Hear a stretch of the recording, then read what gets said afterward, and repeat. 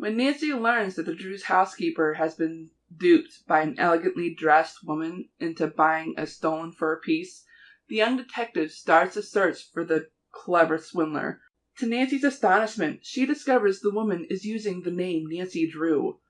The dishonest acts of the impostor points the finger of suspicion at Nancy herself, and it results of her being questioned by the police. Join me and Nancy as we solve the mystery and clear her name.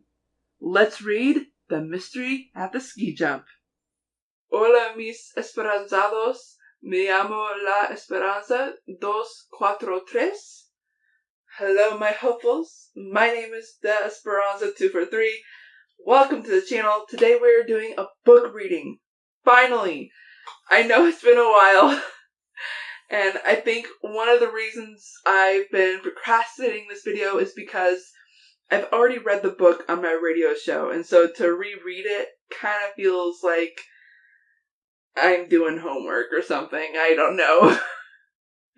Normally I don't procrastinate my videos unless there's a reason, and I don't know. Anyways, I know it's been a while, so why don't we just go ahead and talk about the book instead of giving you guys updates like I normally do. Although, I am kind of doing a little bit of self-promoting here, only because I am super excited. Next Friday, I am going to be doing a live stream, not on this channel, but on my gaming channel. I am super excited about it, especially since I've only done one live stream test, and it was without my mic. So, hopefully this will go alright. If not, oh well, at least people will be able to watch it on my gaming channel. I'm actually really excited about that too. So, just to let you know though, about the live stream, it is for a Goji game that I forgot to record on my channel. Originally I was going to do these 3 games that I have already bought from Steam, and after a while I ended up looking on Goji Games' website just one more time, and I realized, no. Not on their website. I was going through the folder that I have for the Hidden Times Management game pack that I have, and I found out that one of them is actually a Goji game that I did not record.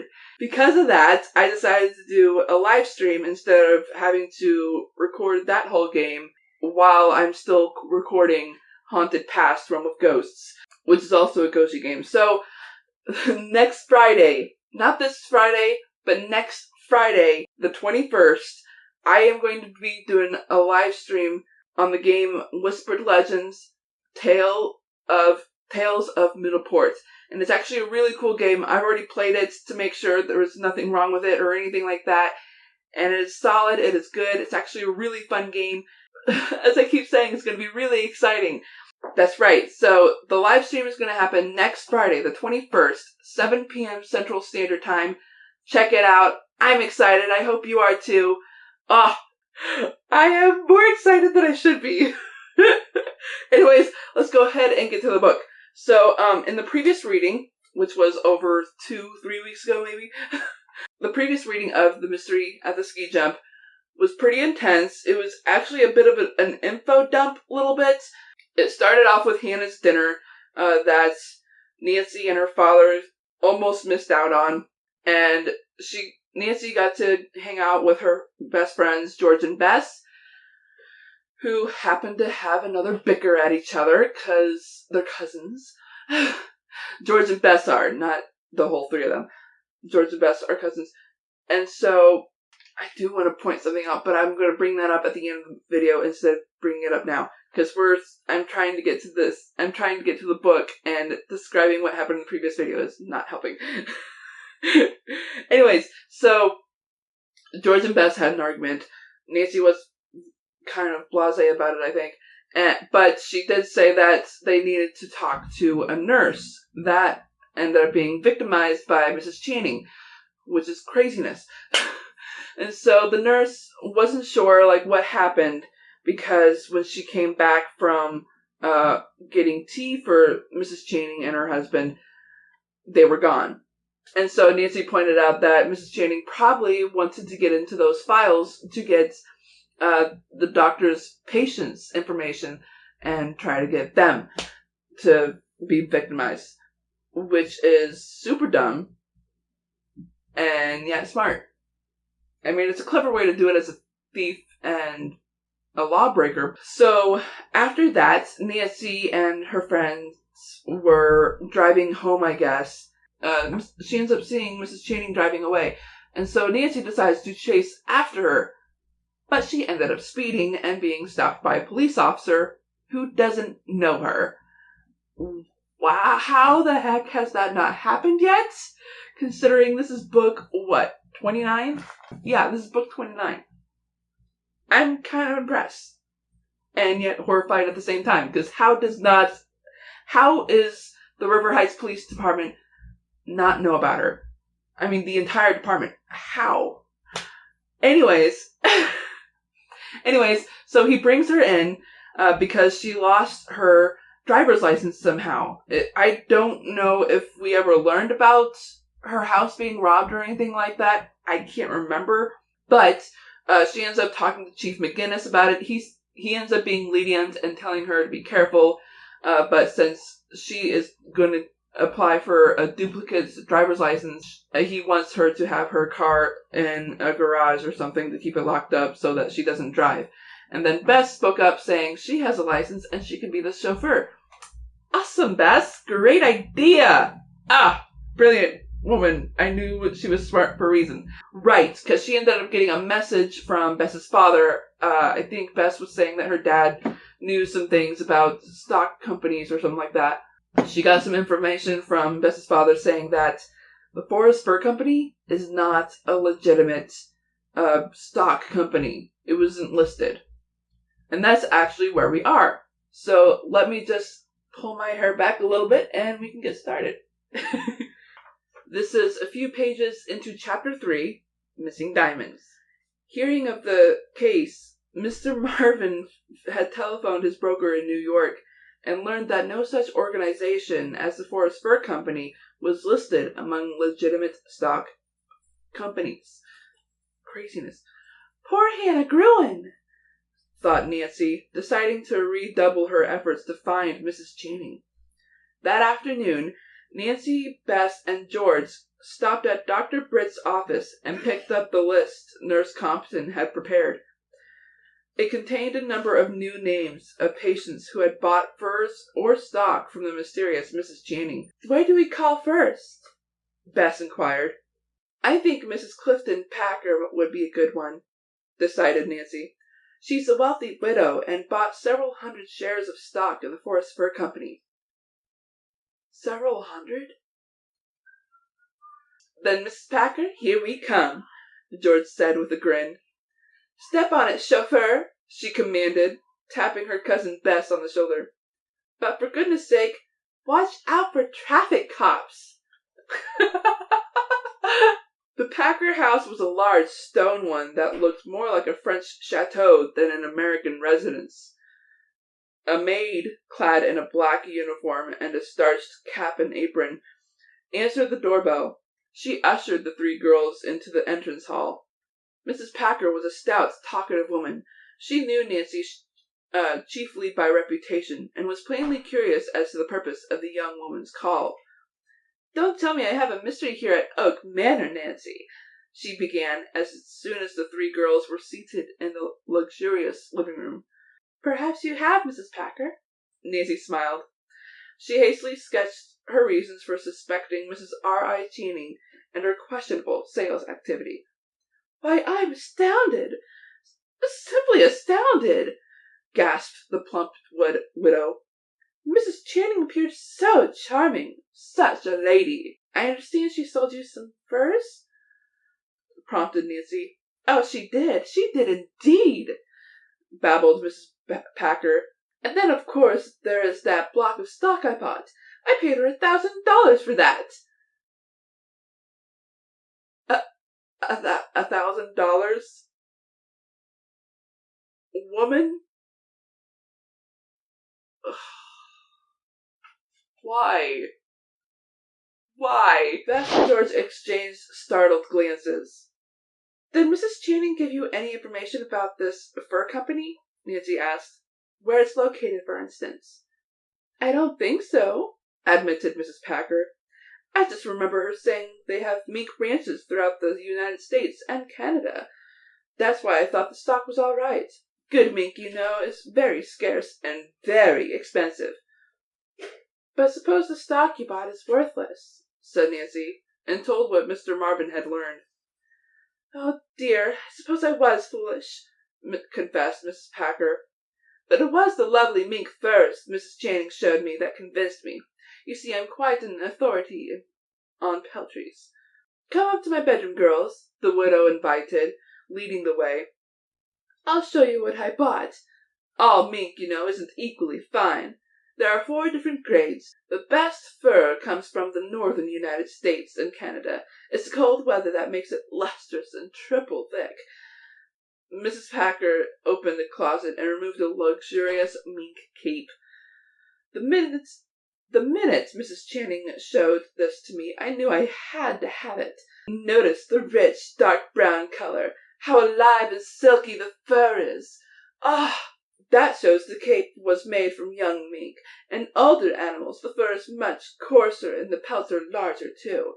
A sure indication that you have a less valuable piece of merchandise. George winked at Nancy. They were surely getting Mrs. Channing's sales talk secondhand. Bess giggled. Young mink, old mink, who cares? I'd settle for any kind of mink coat. They went back to the living room. Mrs. Packer rang a bell and ordered her maid Hilda to serve tea. After the maid had left, their hostess dimpled coyly. I just love tea parties, don't you? Evidently she was not too concerned about her missing $1,000. Hilda makes the most divine little cakes. I served them when I had the party for Mrs. Channing. What? George burst out, then added apologetically, I am sorry. Mrs. Packer exclaimed that she had held a party for Mrs. Channing to introduce certain friends who were always looking for bargains in clothes. The friends had purchased both furs and stock. Nancy was about to ask their names when the woman abruptly changed the subject. Now that you're here, Nancy Drew, I want to consult you about the disappearance of my favorite earrings. Nancy looked doubtful. I don't know, Mrs. Packer. I'm pretty busy just now. Perhaps you just misplaced them? Of course I didn't, her hostess protested. I always put everything back in my jewel case the minute I take it off. Besides, I was very careful of those earrings. They're part of a valuable set. See, I'm wearing the brooch to it. Nancy, how would it be if you take it with you, so you can trace the earrings for me? The widow continued, removing the pin and extending it to the girl. Despite the fact that Nancy had one mystery to solve and was to help her father on another, she found herself saying, just as Hilda walked in with the tea tray, I'll do what I can, Mrs. Packer. When did you first miss your jewelry? As the woman pondered the question, Nancy saw Hilda stop short. The maid placed the tray on top of the piano and hastened back to the kitchen, as if she had forgotten something. Perhaps the napkins, Nancy thought, but she immediately noticed them protruding over the corner of the tray. Did Hilda's action have anything to do with the conversation?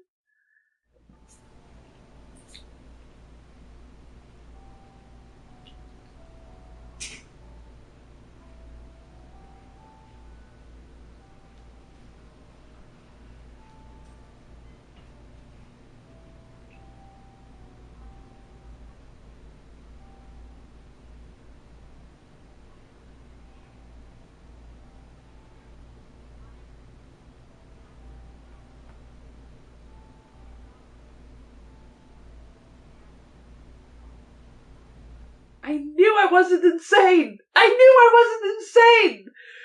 Oh my god! Sorry guys, I hope my camcorder got that.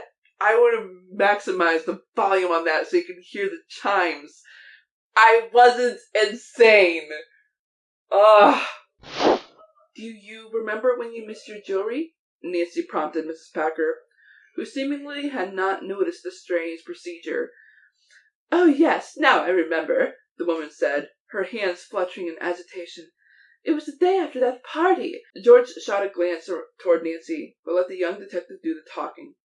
Do you know of anybody at the party who might have wanted the earrings? Nancy asked. Hilda hastened back from the kitchen, picked up the tray, and approached her mistress. She appeared pale and nervous. No, unless it was... Why, Nancy, do you think it could have been Mrs. Channing, the woman who sold me the fake fur stock? At Mrs. Packer's words, an agonized wail burst from Hilda. She went chalk white. Oh! Nancy looked up just in time to see the tray tilt precariously in the maid's hands. Hilda clutched at the dishes, but too late. The tray slipped from her grasp. The top of the teapot fell off, and a cascade of hot water poured down the arm of Hilda's startled mistress, and with it the cups and saucers clattered to the sofa. Hilda waited no longer. With a terrified scream, she turned on her heel and went running from the room. Chapter 4. More Trouble. Oh, I'm burned! Mrs. Packer cried out. She jumped up and shook her wet sleeve. Such stupid clumsiness! She sputtered, seizing a napkin and swabbing her arm. Nancy, she went on, did you notice how Hilda jumped when I spoke of my stolen earrings? It's plain the girl knows something. Why, she may have taken them herself. She certainly acted strangely, agreed George. Yes, and while we've been talking, she's escaped, Bess added excitedly. Hilda looks like an honest person, said Nancy in defense. I think she's only worried or scared. Mrs. Packer, do you mind if I look for your maid? Go right ahead, but I think I should call the police. Wait a little, please, Nancy urged. And tell me, are there any other servants in the house? No. My butler and cook took the afternoon off. If Hilda hadn't run away already, she's probably in her room. That's on the 3rd floor, the second door to the left. Nancy found Hilda's bedroom door tightly closed, but she knew by the sound of hysterical sobbing that the maid was inside. She knocked softly. Hilda, let me in. Don't be afraid, I just want to help you, she called. Go away, said a muffled voice. Mrs. Packer, she wants to send me to prison. No, I want to talk to you, Hilda, pleaded the young detective. I'm your friend. Won't you listen to me, please? The sympathy in Nancy's voice must have convinced the nervous woman, for she opened the door. I was packing my suitcase, she admitted, stabbing at her reddened eyes with a handkerchief. Oh, Miss Drew, I've been such a fool. We're all foolish now and then, soothed Nancy, as she led the maid gently to the bed and sat down beside her. Now, Hilda, why don't you tell me about it? 10 minutes later, Nancy and a subdued but calmer Hilda rejoined the others in the living room. Nancy's blue eyes twinkled as she addressed her hostess. Mrs. Packer, Hilda hasn't committed any crime. Her only mistake was that she did exactly as you did. What do you mean? Simply this, explained Nancy. Hilda heard Mrs. Channing talk about the stock in the Forest Fur Company and how it would make her a lot of money. When she saw you buy some of it, Hilda decided to do the same thing. Yeah, said Hilda, bobbing her white blonde head. That's just what I did. I think what's good for a smart lady like Mrs. Packer is good for me. Mrs. Packer's grim face softened. Why, Hilda, in a way, that's a compliment. Of course it is, said Nancy. Hilda feels doubly bad because the money she used was the $25 she borrowed on her salary to send her family in Europe. Never mind, said her mistress hastily. I'll see that you don't lose by this, Hilda. Suppose you get busy now and clear away those broken cups and saucers. Nancy and her friends left, the valuable brooch pinned on the young detective's blouse. She promised to try finding the earrings as soon as possible. I'm glad poor Hilda didn't lose her money and her job, said Bess, as the three girls headed for Nancy's house. I think Mrs. Packer was to blame anyway. But we didn't get much further in tracking down Mrs. Channing, George remarked. No, said Nancy, but I believe we've advanced a bit. We'd nearly forgotten Mr. Channing. I'm sure that he's a part of our crossword puzzle." "And what a puzzle!" Bess sighed as she drove into the Drew garage. She and George walked home. Togo, Nancy's alert little terrier, was waiting for her when Nancy stepped into the house. The little fellow scampered joyfully ahead of her as she climbed the stairs and went into her father's deserted study. Togo cocked his head. He was hoping his mistress was going to play a game with him. "I love this room, Togo," Nancy confided. "It makes me feel so close to Dad. Let's pretend he's here, shall we?" And I think I'm actually going to go ahead and stop there. I mean, I do kind of want to finish the chapter, but that's still quite a bit. And I think my voice is getting a little drier than usual. That was intense, guys. Oh my gosh. Poor Hilda. That is insane.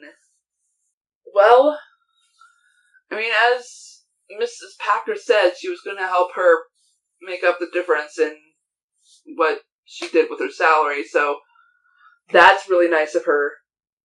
She's from Europe, so Hilda should have an accent. Oops, no, I'm not going to worry about it. I did end up giving her an accent when I found out the yeah part. That is a lot to take in, isn't it?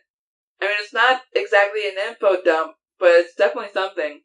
I mean, a party for Mrs. Channing? Why would she do that? Well, I know why, because she wanted her friends to know about Mrs. Channing, and of course Mrs. Channing got more clients. Ugh, freaking kidding me. This is getting much bigger than it should. This sucks for all the people that are being obsessed with me. That's so wrong. I feel so sorry for everyone having to deal with Mrs. Channing. Of course, this is a fictional world. Nothing of it is real. I get so emotional. I get so emotionally invested when I read my books. Especially ones that I've written. Oh my gosh, you guys have no idea. Actually, you might have some idea, actually, if you've seen my other book readings. It's insane. Wait, I'm actually really excited. This is a really good book. I hope you are all enjoying it. I don't know if I've told you guys this, and you probably might already know if you've already checked out my gaming channel. I am actually just as obsessive with Nancy Drew as I am with Firefly. The other day, I was actually checking out the movie Nancy Drew, the one that came out in 2007, because I found out that one of my favorite Disney stars was actually in that film. And I was like, wait, what? Who does she play? Because, according to the cast, she played someone named Georgie, and that didn't make sense to me, because really, her name is Georgia, not Georgie. That's why she got the nickname George. And so, I was, really confused, so I decided to watch the film again on Netflix, because it turns out Netflix has a film. And I recognized the two actresses who played Bess and George. I mean, it took me, I don't know why it's taken me this long to realize they were playing Bess and George. It took me forever. I don't know why it took me this long, but it did, to find out these two actresses were playing Bess and George. And you can hardly tell it's them. In all honesty, you can hardly tell they're Bess and George. Not unless you pick out the details of their lines. Bess says, "You take a nap? You take naps?" or something like that. And George says, I've already forgotten what the line was, but George says something, really not appropriate, Ned. That's what it was. Really not appropriate, Ned. And of course, these aren't their only lines. I mean, they end up following Nancy and her dad in Nancy's blue roadster. Actually, no, they weren't following. They were in the trunk. They were in the back seat. It's hilarious. But, I mean, I can't believe it took me this long. And the fact is, I should have recognized these two actresses. Every single time I watched that Nancy Drew film, those two actresses that play Bess and George always look familiar to me. And it should have been a red flag, because they are both Disney actresses. The woman who plays George is Kay Panabaker, and she is the daughter of Danielle Panabaker, who happens to play a role in Flash. Yes, Danielle Panabaker is... Shoot, I forgot her character name. But she plays a scientist that is Flash's friend. And she plays the friend scientist of Flash. Yes. That is Danielle Panabaker. Her younger sister is Kay Panabaker, who's, I think, still a Disney actress. I could be wrong. I don't know. And the other actress who plays Bess is Amy Bruckner. Now, you guys might recognize her. You might not recognize her name at all. But I do. Because I remember her from a really old Disney show called Phil of the Future. You may not recognize the title of that show either, but I do. I grew up on that show in high school. I cannot believe. I mean, I am a little bit embarrassed to say that I got more into kids shows and Disney shows in high school than when I was a kid. But at the same time, I'm proud of it, because otherwise I would not be so into those kind of things right now. That's probably what makes me so giddy and hopeful and a kid. It's everything to me. I am getting worked up over nothing, even though it cracks me up every single time. That is going to be it, everyone. Oh, man. I am looking forward to next week. Next week, there's going to be, I hate to say it, but there's going to be another Vine compilation video. I don't know if it's going to be the last one. I do know it's one of the last two. I think. I could be wrong. I didn't really check the math of it before I started the video, but hopefully there's not too many Vine compilations left. I am getting pretty close to the bottom of the list. I mean, as much as I love Vine, I'm still sad to see it go. But as much as I love Vine, I'm actually really glad I'm doing these compilations. By the way, if you are wondering what's going on with the podcast of my Blog Talk radio show, which I stopped doing, I think last year or the year before. Geez, so much time has already flown by. I will be doing those podcasts. I do not know when, but it will be happening. I just don't know when. I might actually start doing it after I finish the Vine compilations, because in all honesty, my promise of doing a lyric video once a month is not working out.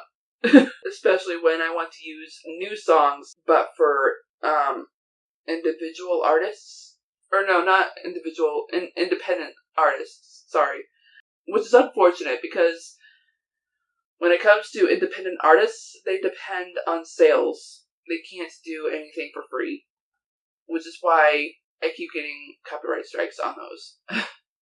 So, which is why you guys aren't able to see them. Which is really unfortunate, because some of those are actually really my best work.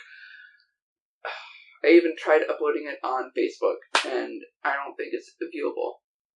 That is going to be it, everyone. I hope you all enjoyed the video. If so, go ahead and hit the like button down below. Also, don't forget to hit that red subscribe button that's right next to my name down below. And also hit that bell icon. That'll notify you of all the uploads that I do, which are once a week on Fridays, hopefully by 5 p.m. Central or 5:30 p.m. Central Time. And if I forget to do a Friday, I try to make up for it by Saturday. If not, I try to do 2 videos in the next week. So, I am the Esperanza 243, signing out. Bye, everyone.